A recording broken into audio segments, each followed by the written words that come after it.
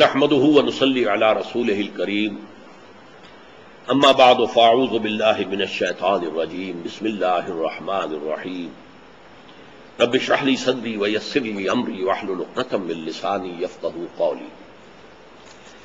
میں سورہ توبہ کے چھٹے رکوع کی تلاوت پچھلی نشست میں کر چکا ہوں، اب ہمیں اس کا مطالعہ کرنا ہے، لیکن اس سے پہلے غزوہ تبوک کا جو تاریخی پس منظر تھا وہ تو آپ کے سامنے آ چکا ہے، لیکن جو واقعاتی اس پس منظر ہے اس کو بھی ذہن میں تازہ کریں۔ اس قدر سخت یہ امتحان تھا مسلمانوں کے لیے، اگرچہ سخت ترین امتحان غزوہ احزاب میں ہو چکا تھا، لیکن غزوہ احزاب کے بعد جو لوگ بے شمار شامل ہوئے فتح مبین صلح حدیبیہ کے بعد، ابھی ان کی تو کوئی آزمائش نہیں ہوئی تھی۔ اور یہ بھی آپ کو معلوم ہے منافقین کا تذکرہ سورہ بقرہ میں لفظ نفاق کے ساتھ آیا ہی نہیں، مرض کی علامات بیان ہوئی، لفظ منافق یا نفاق آیا ہی نہیں۔ سورہ آل عمران میں ایک جگہ آیا، سورہ نساء میں پھر پوری خبر لی گئی ان کی، پھر سورہ احزاب کے اندر بھی ہم نے دیکھا کہ ان کے لیے ابھی توبہ کا دروازہ کھلا رکھا گیا، لیکن اس صورت میں آپ دیکھیں گے کہ ان کے لیے توبہ کا دروازہ بند، آخری فیصلہ، کیونکہ میں نے کہا کہ یہ حضور صلی اللہ علیہ وسلم کی دو بعثتوں کی تکمیل والی صورت ہے، تو پہلی بعثت جو تھی اس کا ابھی ایک حصہ باقی رہتا تھا کہ منافقین کے بارے میں کیا اقدام کیا جائے، وہ بھی آج آپ کے سامنے آئے گا انشاءاللہ۔ لیکن اب اس وقت جو آزمائش آئی ہے اس کا آپ سختی کا اندازہ کیجئے کہ وقت کی دو عظیم ترین سلطنتیں جو تھیں سپر پاورز، ان میں سے جو زیادہ سپر تھی اس کے ساتھ مقابلہ ہے۔ ابھی جس کو ایرانیوں کے اوپر، ایک ایران کی سلطنت تھی اور دوسری تھی روم کی، اور رومیوں کو حال ہی میں بڑی زبردست فتح جو ہے ایرانیوں پر ہوئی تھی، اب ان سے ٹکراؤ تھا۔ ابھی تک تو جو جنگیں ہوئی تھی وہ اندرون ملک عرب تھی، اب معلوم ہو رہا تھا کہ اس نے بڑی تیاری کی ہرقل نے، لہذا ایک خوف کی کیفیت بہت زیادہ تھی۔ پھر شدید گرمی کا موسم تھا جس میں سفر کرنا اپنے آپ کو ہلاکت میں ڈالنے کے مترادف ہے۔ پھر نہایت طویل سفر تھا، تقریباً 600 میل یا 500 میل کا سفر۔ پھر قحط کا عالم تھا، اور اب کھجور کی فصل تیار تھی، اور کھجور کی فصل کو عورتیں تو اتار نہیں سکتی، تو وہ جو چڑھنا ہوتا ہے اس کے اوپر، تنے کے اوپر جا کر، اب اگر سب مرد چلے گئے تو اس فصل کو کوئی اتار نہیں سکے گا، یہ فصل بھی برباد ہو جائے گی، اگر صحیح وقت پر فصل اتاری نہ جائے تو وہ تو وہیں پر گل جائے گی، سڑ جائے گی۔ پھر ساز و سامان کی کمی ہے، اسلحہ کی کمی ہے، سواریوں کی کمی ہے، رسد کی شدید کمی ہے، اسی لیے اس کو جیش العسرہ کہا گیا ہے کہ یہ بڑی تنگ دستی والا ہمارا لشکر ہے۔ لیکن یہ پہلا موقع ہے، نوٹ کیجئے، کہ نفیر عام تھی کہ ہر صاحب ایمان نکلے، جو نہیں نکلے گا وہ یا تو منافق شمار ہوگا یا پھر وہ کوئی معقول عذر پیش کرے گا۔ گویا کہ میں یہ کہا کرتا ہوں کہ فتح مکہ کے بعد اصل حکومت قائم ہوئی ہے عرب کے اندر، اس سے پہلے ابھی مدینے کے اندر ایک دارالامن مسلمانوں کو مل گیا تھا، لیکن یہ کہ ابھی پوری عرب کے اندر جس طرح کہ ایک حکومت کو باز پرس کرنی چاہیے، ویسی باز پرس جو ہوئی ہے وہ پھر اس سفر تبوک کے بعد ہوئی ہے۔ یہ جو ان میں سے جو لوگ نہیں آئے تھے ان میں ایک تو تھے منافقین، اور جو اکثر لوگ جانتے تھے وہ شخص ایسا ہے منافق ہے، چاہے یقین کے ساتھ نہ کہہ سکیں، لیکن یہ کہ ان میں کچھ ایسے لوگ بھی شامل تھے کہ جو صاحب ایمان تھے، ان کے بارے میں لوگوں کو اچھا گمان تھا۔ تو ایک روایت آتی ہے کہ جب تبوک میں آپ مقیم تھے 20 دن، تو وہاں ریت کے ٹیلوں میں سے ایک ٹیلے پر آپ تشریف فرما تھے، اور آپ کے آس پاس صحابہ تھے صلی اللہ علیہ وسلم و رضی اللہ تعالیٰ عنہم اجمعین۔ وہاں لوگوں نے ذکر کیا فلاں شخص تو بہت اچھا تھا، نیک تھا، وہ تو صادق الایمان معلوم ہوتا تھا، وہ کیوں نہیں آیا، کیوں رہ گیا پیچھے؟ کسی نے کہا ہاں یہی معاملہ فلاں شخص کا بھی تھا، تو بڑا پیارا جملہ حضور نے فرمایا، دعوہ، چھوڑو اس کا ذکر، فَإِن يَكُ فِيهِ خَيْرٌ فَسَيُلْحِقُهُ اللَّهُ بِكُمْ، اگر تو اس شخص میں کوئی خیر ہے تو اللہ تعالیٰ اسے لا کر تمہارے ساتھ ملا دے گا، کوئی بات نہیں، کوئی خطا ہو جاتی ہے وقتی طور پر، جیسے کہ بعض ضعفاء کا معاملہ بعد میں آیا بھی کہ انہوں نے آ کے اعتراف کر لیا، پھر حضور نے کچھ سزا دے کر پھر انہیں معاف کر دیا۔ وَإِن يَكُن خَيْرُ ذَلِكَ، اور اگر اس میں خلوص اور خیر نہیں ہے، فَقَدْ أَرَاحَكُمُ اللَّهُ مِنْهُ، تو اللہ تعالیٰ نے اس کی ایذا رسانی سے تمہیں راحت دے دی ہے۔ وہ اگر آتا شر والا آدمی جس کے اندر شر ہو تو یہاں کے فساد مچاتا، چغلیاں کھاتا پھرتا، لوگوں کو بددل کرتا۔ تو اگر تو وہ خیر سے خالی ہے، ایمان سے خالی ہے، تو دفع کرو، ٹھیک ہے، اللہ تعالیٰ نے تمہیں اس کی شر سے بچا لیا۔ اور اگر وہ صاحب ایمان ہے تو امید رکھو اللہ تعالیٰ اسے تمہارے ساتھ شامل کر دے گا۔ بہرحال اب نوٹ کر لیجئے کہ یہ آپ صلی اللہ علیہ وسلم کی حیات طیبہ کا آخری جنگی سفر ہے۔ اس کے بعد آپ نے واپس آ کر بعثت عمومی الی کافۃ الناس کے لیے پھر جیش اسامہ کو تیار کر دیا، اور ابھی وہ جیش اسامہ ابن زید روانہ نہیں ہوا تھا کہ حضور کا انتقال ہو گیا صلی اللہ علیہ وسلم۔ اب ذرا ان آیات کو نوٹ کیجئے کہ جب یہ تفسیر عام ہوئی ہے کہ اب نکلو اللہ کی راہ میں، اور حالات ایسے سخت تھے، تو اس پر جو رد عمل تھا کچھ لوگوں کا، یہاں پہ یہ نوٹ کر لیجئے، یہ مومنین صادقین کا نہیں تھا، یہ کچھ منافقین، کچھ ضعفاء بھی میں نے بارہا اب سے عرض کیا ہے کہ اگر ایک انسان دین کے تقاضوں سے ذرا سا پیچھے ہٹنے لگے تو پہلے تو اس کو مرض کہیں گے، بیماری ہے یہ ضعف ایمان ہے۔ اگر وہ اپنا اعتراف کر لیتا ہے کہ مجھ سے خطا ہوئی، مجھ سے غلطی ہوئی، اللہ بھی مجھے معاف کرے، اور اے نبی آپ بھی مجھے معاف کریں اور اللہ سے میرے لیے استغفار کریں، تو اسے ہم نفاق نہیں کہیں گے، یہ ضعف ایمان ہے۔ لیکن جب وہ شخص اپنی اس طرح کی کوتاہی کو کور اپ کرنے کے لیے جھوٹ بولنے لگے تو اب نفاق شروع ہو گیا، نفاق کی پہلی منزل، جیسے ٹی بی کا پہلا درجہ ہوتا ہے۔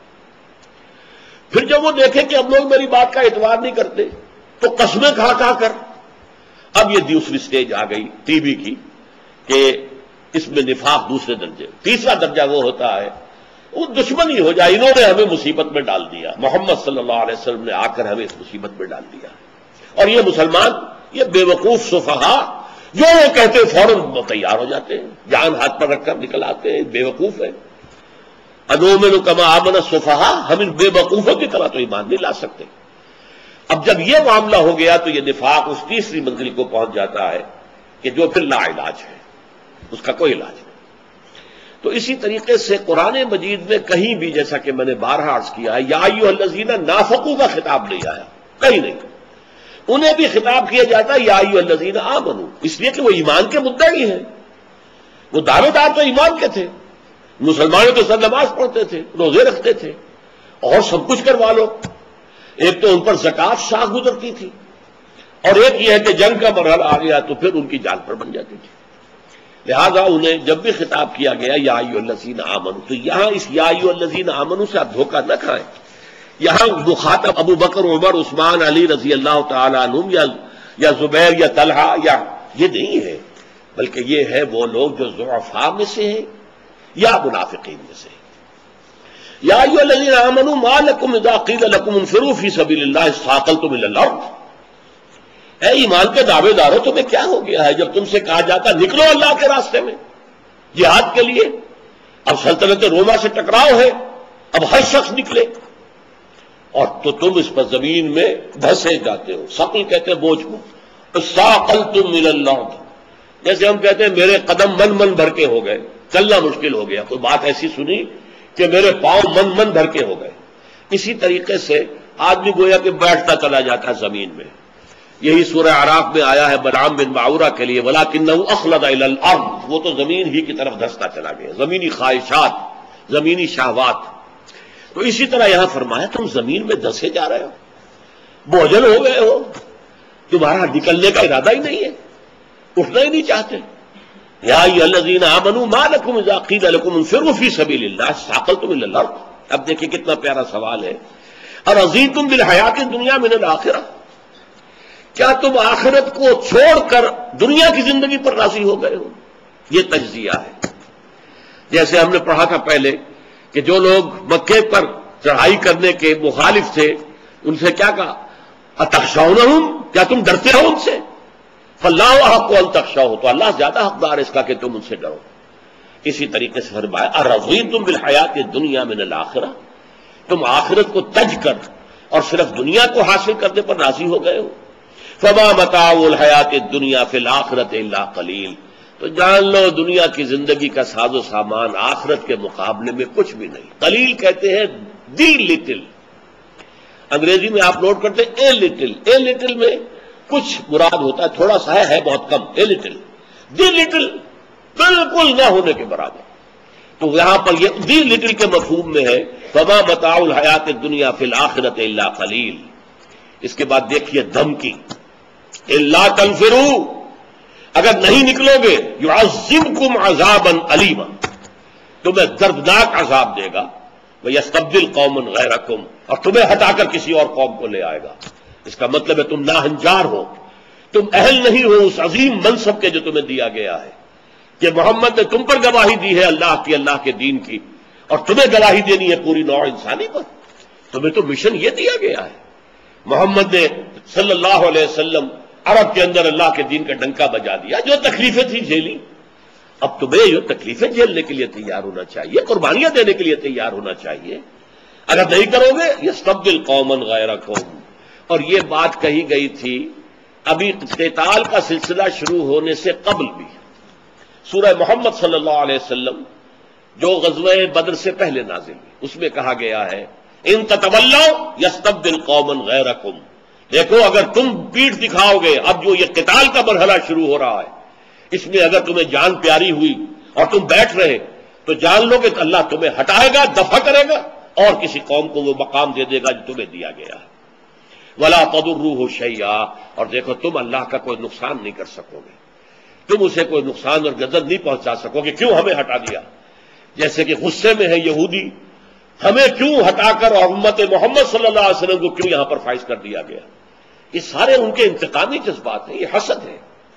جیسے حسد کی آگ میں جلا تھا ابلیس کہ مجھے آگ سے پیدا کیا، اسے مٹی سے پیدا کیا ہے، میں اس کے سامنے کیوں جھکوں، میں اس کی تابعداری کیوں کروں، میں اس کو سجدہ کیوں کروں. انا خیر منہ خلقتنی من نار وخلقتہ من طین، میں اس سے بہتر ہوں. اسی طریقے سے یہودی جو ہے حسد کی آگ میں جل رہے تھے. حسدا من عند انفسہم، سورہ بقرہ میں الفاظ آئے کہ ہم اس منصب سے آج ہٹا دیے گئے اور یہ امیین ان پڑھ ان کو یہ مقام دے دیا گیا، ہم تسلیم نہیں کریں گے. یستبدل قوما غیرکم ولا تضروہ شیئا واللہ علی کل شیء قدیر، اللہ ہر چیز پر قادر ہے.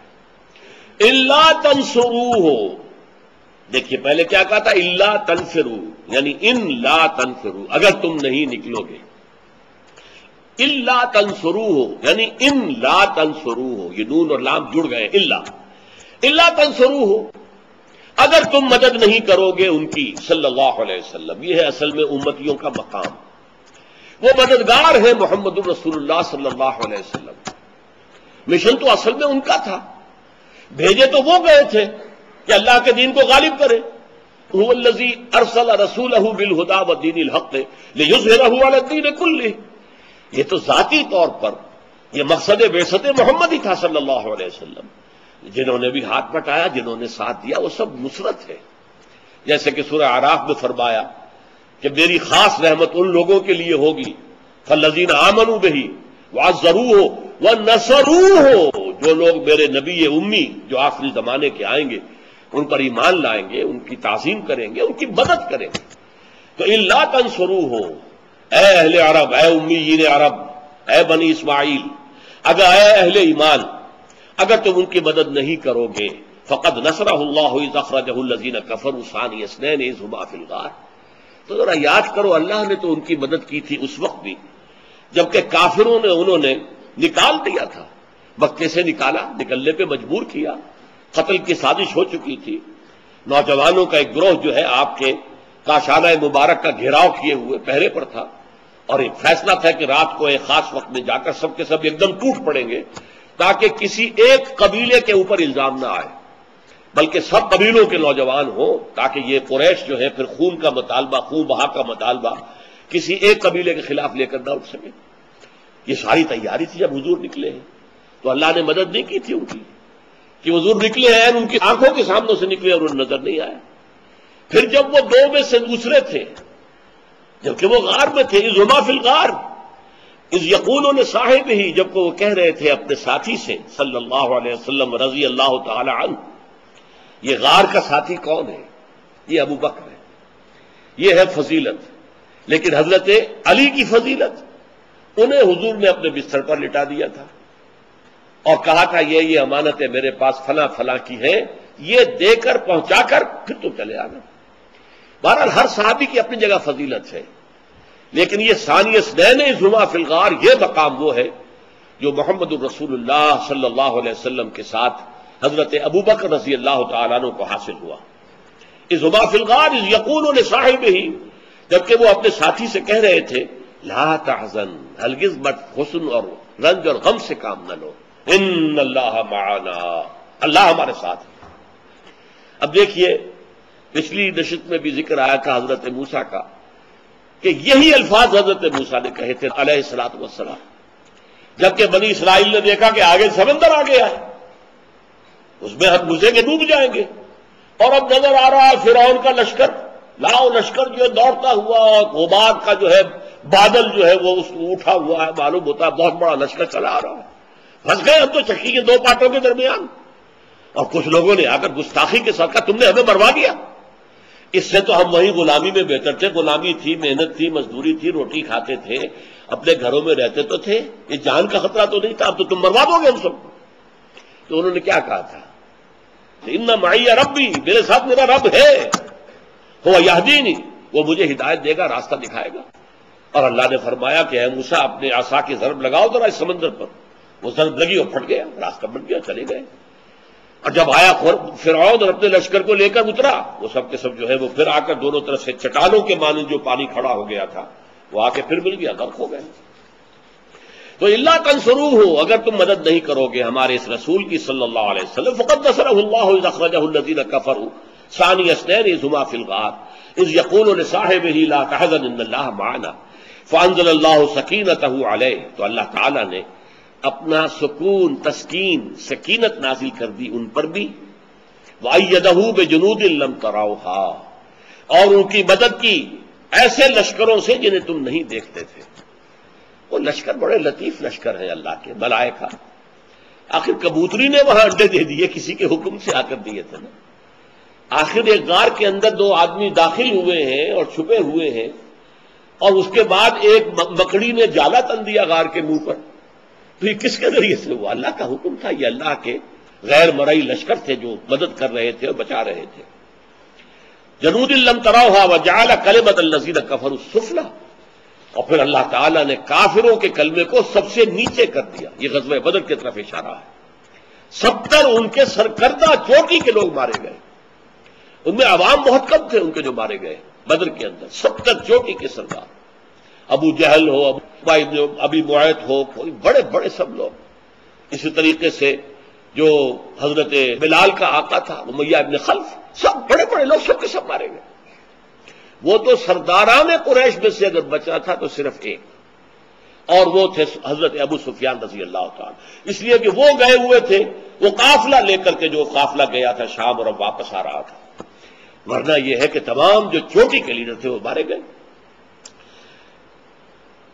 فرمایا وجعل کلمۃ الذین کفروا السفلی، سفلا یہ اسفل کا مؤنث ہے، اسفل سب سے نیچے، سفلا اکبر سے کبرا، اصغر سے صغرا، اسفل سے سفلا، جو سب سے نچلا تھا کلمہ وہ اب ان کا مشرکین کا ہو گیا۔ وَكَلِمَةُ اللَّهِ هِيَ الْعُلْيَا، اللہ کا کلمہ تو اونچا ہے ہی، سب سے اونچا، سب سے بلند۔ یہ علیا اسی طرح مؤنث ہے اعلیٰ کا، اعلیٰ سب سے اونچا، اور سب سے اونچی بات وہ تو اللہ کی ہے ہی۔ واللہ عزیز الحکیم، اور اللہ تعالیٰ زبردست ہے، کمال حکمت والا۔ انفروا خفافا وثقالا، نکلو چاہے ہلکے چاہے بوجھل۔ یہ الفاظ ایسے عجیب ہیں، اس قدر عمدہ الفاظ ہیں، حسین۔ ان میں ایک ظاہری ہے خفافا وثقالا، چاہے تمہارے پاس ساز و سامان کم ہو، زیادہ راہ نہ ہو، ہلکے ہو اس معنی میں، تب بھی نکلو، اور چاہے بوجھل ہو، تمہارے پاس سب کچھ ہو، ساز و سامان ہو، تب بھی نکلو۔ اور ایک یہ بھی ہے باطنی، چاہے تمہارا دل ہلکا ہو، تمہیں خوشی ہو رہی ہو، تمہیں انشراح اور انبساط حاصل ہو رہا ہو، اب آخری جو بھی ایک بڑا عظیم مارکہ آ رہا ہے اس میں اللہ تعالیٰ شرکت کی مجھے توفیق دے رہا ہے، وثقالا، چاہے بوجھل دل ہو. انسان کا ظاہر بات ہے کہ ایک اس کی سرشت ہے، تینت ہے، تین مٹی سے جس سے وہ بنا ہے. تو مٹی کے جو اثرات ہیں، سرشت یا تینت، اس میں تو یقیناً جان پیاری ہے. کون کہہ سکتا ہے جان پیاری نہیں؟ یہ تو بیسک انسٹنکٹس میں سے ہے. یہ مانا جاتا ہے جدید سائیکالوجی میں کہ سب سے بڑا موٹیو انسان میں پریزرویشن آف دی سیلف ہے. اس کے بعد پریزرویشن آف دی اسپیشیز. یہ شہوت کا معاملہ، شادی نکاح کا معاملہ، یہ کیوں ہے؟ اپنی نسل کو برقرار رکھنے کے. پہلے اپنی ذات کا تحفظ، پریزرویشن آف دی سیلف، اور پریزرویشن آف دی اسپیشیز، اپنی نسل کے بقا.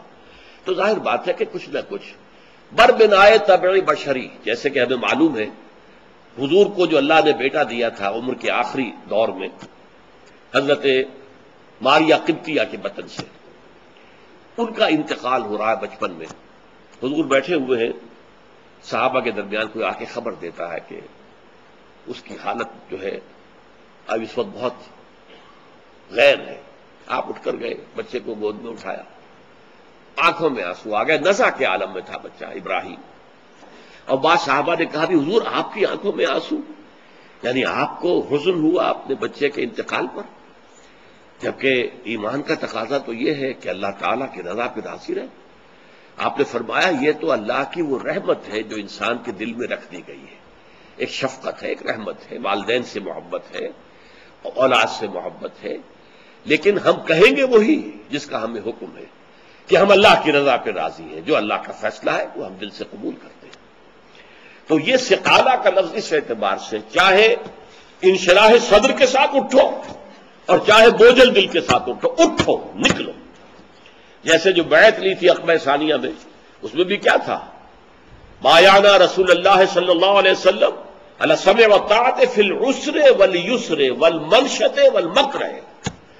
ہم نے بیعت کی تھی اللہ کے رسول سے صلی اللہ علیہ وسلم کہ آپ کا ہر حکم مانیں گے اور مانیں گے اور اطاعت کریں گے، سنیں گے اور اطاعت کریں گے، چاہے مشکل ہو چاہے آسان، اور چاہے ہماری طبیعتیں آبادہ ہوں، انشراح ہو ہمیں، اور چاہے ہمیں اپنی طبیعتوں پر صبر کرنا پڑے. حکم آپ کا جو ہوگا مانیں گے. انفروا خفافا وثقالا وجاہدوا باموالکم وانفسکم فی سبیل اللہ، اور کرو جہاد اللہ کی راہ میں اپنے مالوں اور جانوں کے ساتھ. ذالکم خیر لکم ان کنتم تعلمون، یہی تمہارے لیے بہتر ہے اگر تم سمجھو. اور ہم 2 نشست قبل وہ آیت پڑھ چکے ہیں، اسی سورہ مبارکہ کی آیت نمبر 24. میں ترجمہ نہیں کروں گا، یاد کرا رہا ہوں.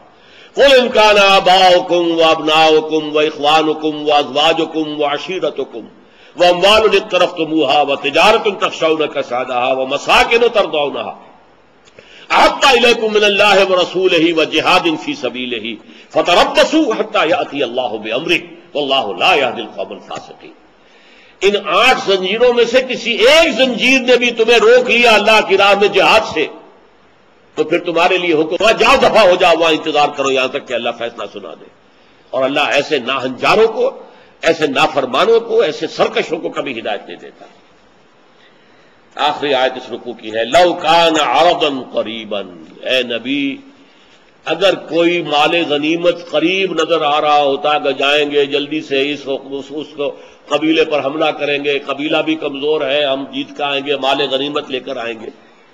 تو اگر ہوتا کوئی ساز و سامان اور مال غنیمت قریب، اور سفرن قاصدن، اور سفر بھی ذرا چھوٹا ہوتا، درمیانہ، لتبعو کا، تو یہ ضرور آپ کے ساتھ جاتے، اتباع کرتے مال غنیمت کی جو ہے لالچ کے اندر. ولیکن بعدت علیہم الشقہ، لیکن ان پر یہ مسافت جو ہے، یہ سینکڑوں میل کا سفر اس گرمی میں، یہ اصل میں بہت بھاری ہو گیا ہے اور بہت دور کا سفر انہیں محسوس ہو رہا ہے.